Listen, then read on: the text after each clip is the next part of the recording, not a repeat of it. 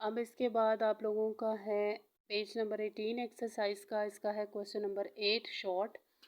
उसकी मैं रीडिंग कर रही हूँ और उसकी मैं फिर सारी जो है वो इक्विलिब्रियम कांस्टेंट एक्सप्रेशन जो है वो आप लोगों के लिए सॉल्व करूँगी। क्वेश्चन है derive equilibrium constant expression for the synthesis of ammonia from nitrogen and hydrogen. यानी नाइट्रोजन प्लस सेकेंड इसमें हमारे पास है नाइट्रोजन प्लस सेकेंड क्या था, hydrogen. They are reversibly reacting with each other to form ammonia. Ammonia का formula होता है NH3। अब सबसे पहले हमने रिएक्शन को बैलेंस करना है। यहाँ पे हमारे पास 2 एटम्स ऑफ नाइट्रोजन है और यहाँ पे भी 2 है, ठीक है। तो यहाँ पे अगर हम 2 लिख देते हैं तो नाइट्रोजन के तो 2 हो जाएंगे। नाइट्रोजन हमारे पास 2 हो गए, इस साइड पे भी, इस साइड पे भी 2 है।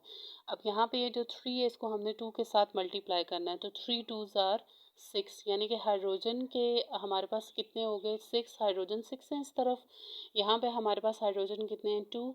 तो यहाँ पे हम इसके साथ ऐसा नंबर लिखेंगे कि जिसके साथ अगर हम 2 को मल्टीप्लाई करते हैं तो हमारे पास 6 आ जाए और हाइड्रोजन जो है वो दोनों तरफ बैलेंस हो जाए।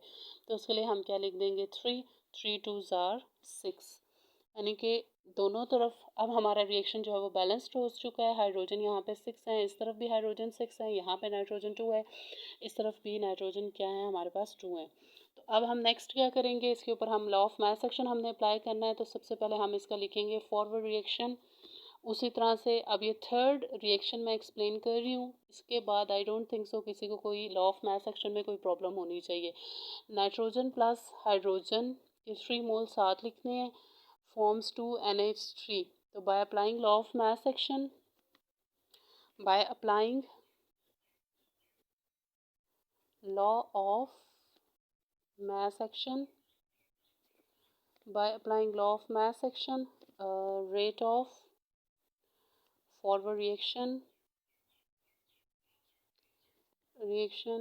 rate of forward reaction is directly proportional to active masses। तो यहाँ पे हमारे पास रेट ऑफ फॉरवर्ड रिएक्शन में हम लिखेंगे RF, डायरेक्टली प्रोपोर्शनल टू, ये हमारे पास एक्टिव मैसेज है फॉरवर्ड रिएक्शन के, N2 concentration of nitrogen and concentration of hydrogen, और हाइड्रोजन के 3 मोल्स हम ऊपर लिखेंगे। फिर RF इज इक्वल टू इस साइन रिमूव करने के लिए KF यूज़ किया, नाइट्रोजन की कंसंट्रेशन, हाइड्रोजन की कंसंट्रेशन, इसके 3 मोल्स ऊपर, और ये हमारे पास होगी फर्स्ट एक्सप्रेशन। उसके बाद rate of reverse reaction is directly proportional to active masses, तो हमारे पास है रेट ऑफ रिवर्स रिएक्शन के R लिखेंगे is directly proportional to reverse reaction. मैंने ऊपर लिखा नहीं तो मैं यहाँ पे लिख रही हूँ, ये जगह है यहाँ पे, सॉरी मुझे जहन में नहीं रहा। तो 2NH3 plus forms 2 N2 plus 3H2, ये हमारे पास क्या है, इसका रिवर्स रिएक्शन है। ये मैं ब्रैकेट में लिख देती हूँ कि ये रिवर्स रिएक्शन है। तो रिवर्स रिएक्शन क्या होगा, rate of reverse reaction is directly proportional to active masses. Rate of reverse reaction के लिए हमने R लिख लिया, स्मॉल r साथ, directly proportional to active masses इसका कौन सा है, ये वाला, कंसंट्रेशन ऑफ नाइट्रोजन, और इसका स्क्वायर ब्रैकेट्स के ऊपर हम मोल्स लिखेंगे, कैपिटल R स्मॉल r, ये हम साइन रिमूव करेंगे, कोफिशिएंट यूज़ करेंगे रिवर्स रिएक्शन का, और साथ लिखेंगे कंसंट्रेशन ऑफ अमोनिया, और ये हमारे पास सेकेंड इक्वेशन ड्राइव हो गई। उसके बाद हम लिखेंगे at equilibrium state,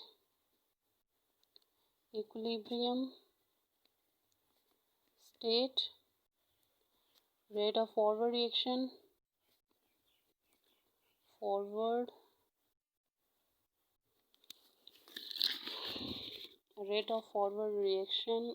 is equal to rate of reverse reaction।